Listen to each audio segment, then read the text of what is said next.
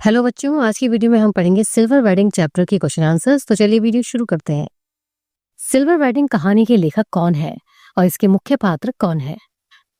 Silver wedding कहानी के लेखक है मनोहर श्याम जोशी और इस कहानी के मुख्य पात्र है यशोधर पंत।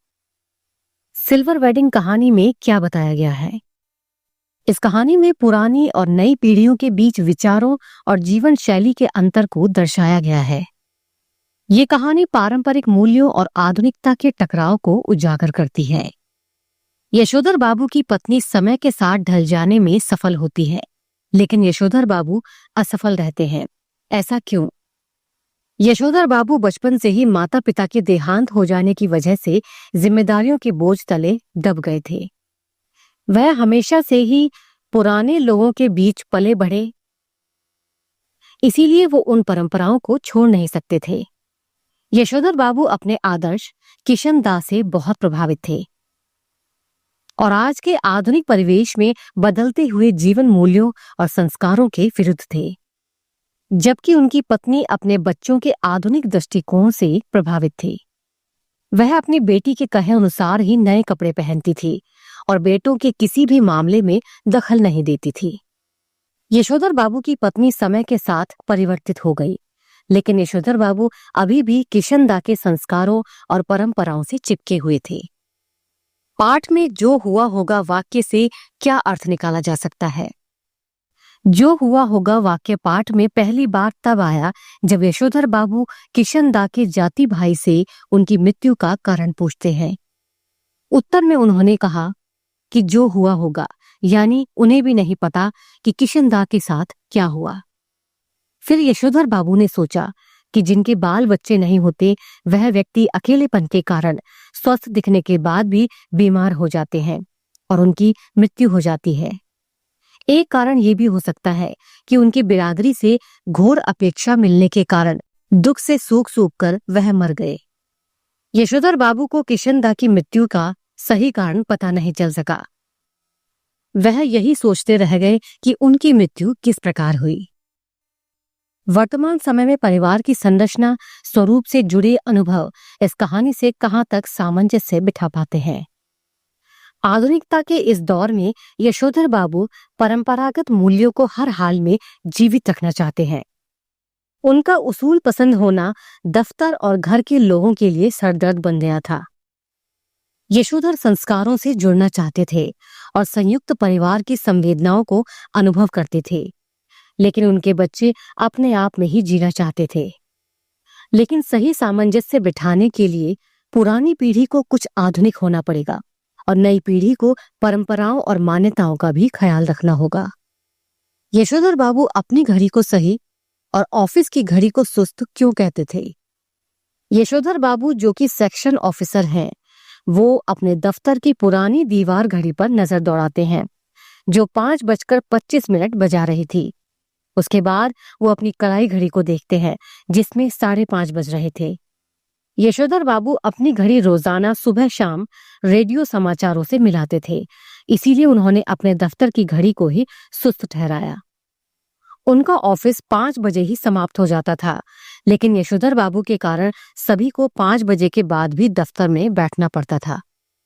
चलते चलते वह ताना मारते हुए कहते हैं कि ऑफिस के लोगों की देखा देखी सेक्शन की घड़ी भी सुस्त हो गई है।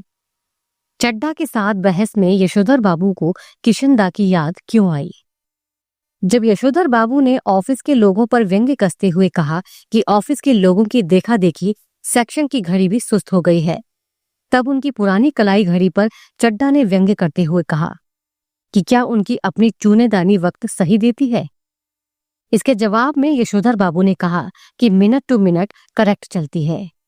जब उन्हें डिजिटल घड़ी लेने की सलाह दी गई, तब उन्होंने बताया कि उनकी ये घड़ी उनकी शादी का उपहार है। इस प्रकार जब वह नहले पे दहला जवाब दे रहे थे, तब उन्हें किशनदा की याद आ गई, क्योंकि इस तरह की परंपरा किशनदा के क्वार्टर में भी थी। किशनदा का व्यक्तित्व कैसा था?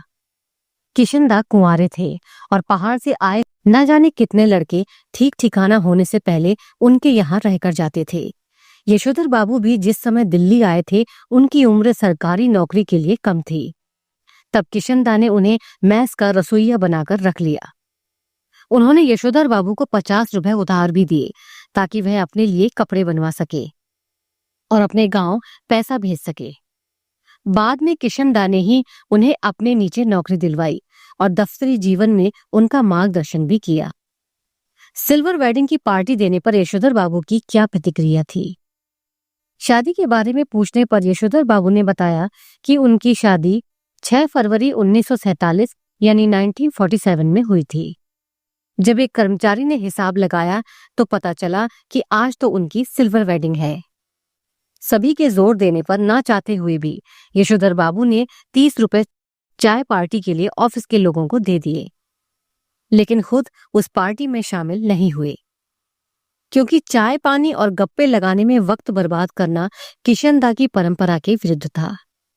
यशोधर बाबू दफ्तर पैदल क्यों जाते थे?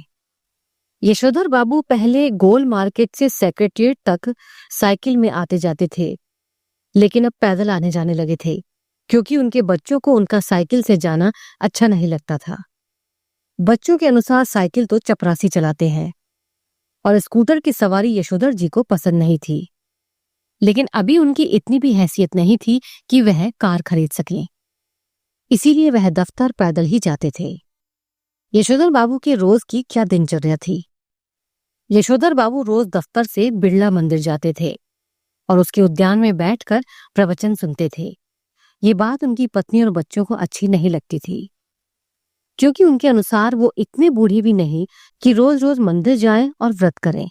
बिड़ला मंदिर से यशोधर बाबू पहाड़गंज जाते और घर के लिए साग सब्जी खरीद लाते थे। सब काम निपटाकर वह घर 8 बजे से पहले नहीं पहुंचते थे। यशोधर बाबू का अपनी पत्नी और बच्चों से हर छोटी बड़ी बात में मतभेद होने लगा था और इसी वजह से वह घर जल्दी लौटना पसंद नहीं करते थे। पाठ में ऐसा क्यों लगा कि यशोधर बाबू के बड़े बेटे को पैसों का घमंड आ गया है? यशोधर बाबू का बड़ा बेटा जब से विज्ञापन कंपनी में बड़ी नौकरी करने लगा तब से ऐसा लगा कि उसे अपने पैसों पर घमंड आ गया हो।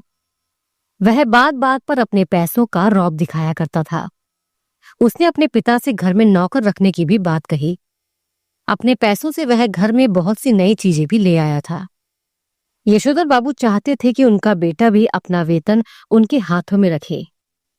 इसके विपरीत अगर उसके किसी काम में यशोधर बाबू कोई नुक्स निकालते तो वो कह देता कि ये काम मैं अपने पैसे से कर रहा हूं।